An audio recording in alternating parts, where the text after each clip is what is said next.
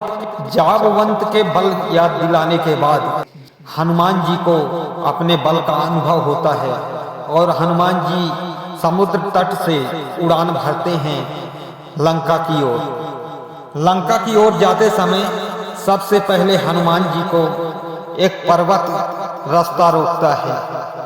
हालांकि वो रास्ता नहीं रोक रहा था, वो हनुमान जी को विश्राम देने के लिए प्रकट हुआ था। हनुमान जी वहां नहीं रुकते। हनुमान जी पर्वत को प्रणाम करके आगे निकल जाते हैं। हनुमान जी यहाँ यही शिक्षा देते हैं कि जब हमें लक्ष्य प्राप्त की ओर जाना होता है तो हमें विश्राम नहीं करना चाहिए। विश्राम करने से हम रास्ता भटक सकते हैं या कि हमारा मन बदल सकता है।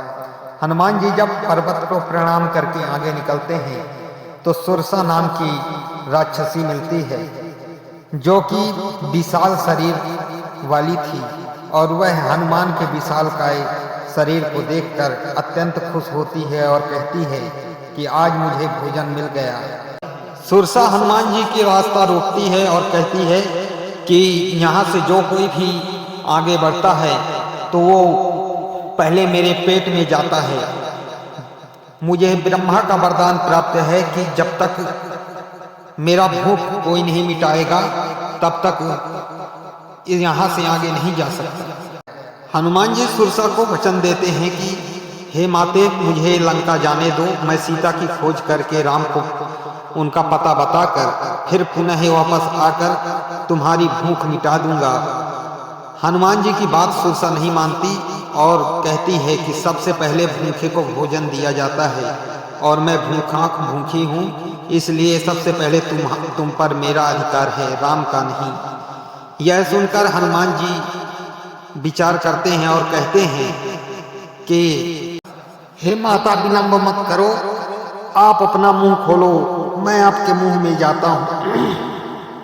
यह सुनकर सुरसा अपना मुंह खोलती है और हनुमान जी अपना बुद्धि का प्रयोग करते हैं और शरीर का आकार बढ़ाते हैं और अचानक छोटा शरीर करके उसके मुंह में जाकर वापस आ जाते हैं और सुरसा को प्रणाम करते हैं।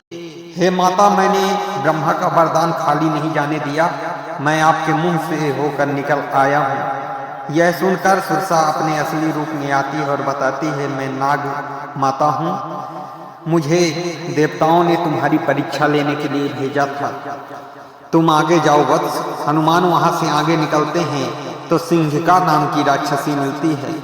सिंहिका अत्यंत खतरनाक राक्षसी थी, जो कि पक्षियों को उड़ते समय उसकी छाया को पकड़कर और उसे अपने मुंह में डाल लेती थी। उसे वरदान प्राप्त था कि छाया को पकड़ेगी तो कोई भी पक्षी या उड़ने वाला जीव नहीं उड़ सकता।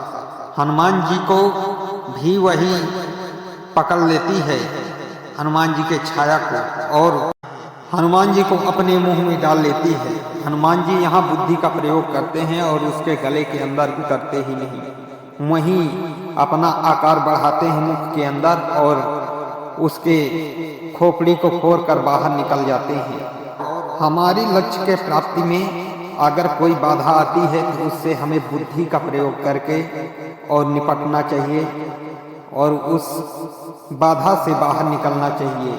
यही हनुमान जी की यहाँ सीख देती है बुद्धि। हनुमान सिंहिका का वध करके और आगे बढ़ते हैं, लंका नगरी पहुंच जाते हैं। लंका में वह सामने ही एक विशालकाय राक्षसी को देखते हैं, जो कि लंकिनी थी। वह हनुमान जी बुद्धि का प्रयोग करके सूक्ष्म रूप धारण कर लेते हैं और सूक्ष्म रूप धारण करके आगे बढ़ते हैं तो लंकिनी की नज़र फिर भी पड़ जाती है हनुमान पर। हनुमान जी को लंकिनी रोकती है और हनुमान जी सोचते हैं कि बेवाक तकरार कौन करे इस राक्षसी से, परंतु हनुमान जी की बात लंकिनी नहीं मानती और हनुमान जी को अंदर नहीं जाने देती। हनुमान जी अपना आकार बढ़ाते हैं और लंकिनी को एक मुष्टिका मारते हैं।